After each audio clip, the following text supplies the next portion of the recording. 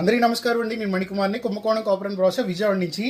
ఈరోజు మీకు స్పెషల్గా చూపిస్తున్న చిన్న పంచలోహ మండపం. ఆల్రెడీ ఇది మీకు చూపించాను, ఇప్పుడు మళ్ళీ రీస్టాక్ అయిందనమాట. సో ఈ మండపం ప్రత్యేకత ఏంటంటే కేవలం వేలాయుధం కోసం. సో ఇక్కడ చూడండి, నేను వేలాయుధం పెట్టాను. ఇంకోటి, ఈ వేలాయుధం కూడా చాలా స్పెషల్. చాలా వచ్చినట్టు కూడా అయిపోయినాయి. ఈ వేలాయుధం ఏంటంటే కింద కమలం పీఠం వచ్చింది. ఎప్పుడైనా సరే వేలాయుధానికి కింద స్టాండ్ లాగా వస్తుంది, లేదంటే పైప్ లాగా వస్తుంది. కానీ ఇక్కడ కమలంలో ఉన్న వేలాయుధం, అలాగే స్వామివారి ఒక నామాలు కానీ, అలాగే ఇటువైపు తమిళ ఓం కానీ చాలా చాలా బాగుంటుంది. ఇది సైజ్ వచ్చేప్పటికి కరెక్ట్గా అంగుష్టంలోకి వస్తుంది అనమాట. చక్కగా మనం కారులో పెట్టుకోవడానికి, అంటే కార్ డాష్ బోర్డ్ మీద పెట్టుకోవడానికి, అలాగే పూజ చేసుకోవడానికి, అభిషేకాలు చేసుకోవడానికి అనువైన వేలాయుధ పీఠం అనమాట. సో చాలా చాలా బాగుంటుంది. ఇంట్లో పెట్టి చక్కగా రోజు అభిషేకం చేసుకోవడానికి అన్ని రకాలుగా కూడా. సో వేలాయుధం అంటే సాక్షాత్తు మనకి పార్వతీదేవి శక్తి ఆయుధం అనమాట.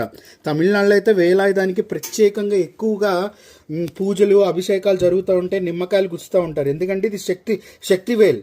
దీంతో రాక్షసులను సంహరిస్తాడు. యాక్చువల్గా ఈ వేలాయుధాన్ని మనం కారులో కానీ వాటిలో పెట్టుకోవడానికి, ఇంట్లో పెట్టుకున్నా సరే దుష్ట శక్తులు అనేవి రావు. ఎందుకంటే ఇది ఖండించడానికి, రాక్షస సంహారం అంటే నెగిటివ్సే కదా, ఆ నెగిటివ్ని ఖండించడానికి వాడేదే వేలాయుధం. సో సాక్షాత్తు సుబ్రహ్మణ్య స్వామి చేతిలో ఉంటుంది ఎప్పుడు శక్తివేలుగా. సో చక్కగా మన వేలాయుధాన్ని కారులో కానీ, లేదంటే అభిషేక పీఠం అంటే మన ఇంట్లో పెట్టి రోజు పూజ చేసుకోవడానికి అనువైందనమాట. అలాగే చిన్న సైజు పళని ఆండవన్, యాక్చువల్గా పళని మురుగన్ అనమాట. సో చూడండి ఎంత బాగున్నారు. ఇది కూడా చిన్న సైజు. అలాగే ఇది వచ్చేటప్పటికి 1.5 ఇంచు, ఇది వచ్చేటప్పటికి 2.5 ఇంచెస్ అనమాట. చక్కగా మన ఇంట్లో అభిషేకం చేసుకోవడానికి పంచలోహ విగ్రహాలు పళని ఆండవన్. సో ఇవి కూడా రీస్టాక్ అయినాయి. సో ఒకసారి మీకు అందరికీ చూపిస్తున్నాను. ఇంకోటి, వేలాయుధం అనేది యాక్చువల్గా సుబ్రహ్మణ్య స్వామి స్వరూపం అనేది మళ్ళీ చెప్తున్నాను. యాక్చువల్గా శివతత్వం నిరాకార తత్వం అయితే ఆయనకి సాకారం చూపించింది అంటే లైక్ ఆయన స్పామ్తో ఫామ్ అయిన రూపమే మురుగన్.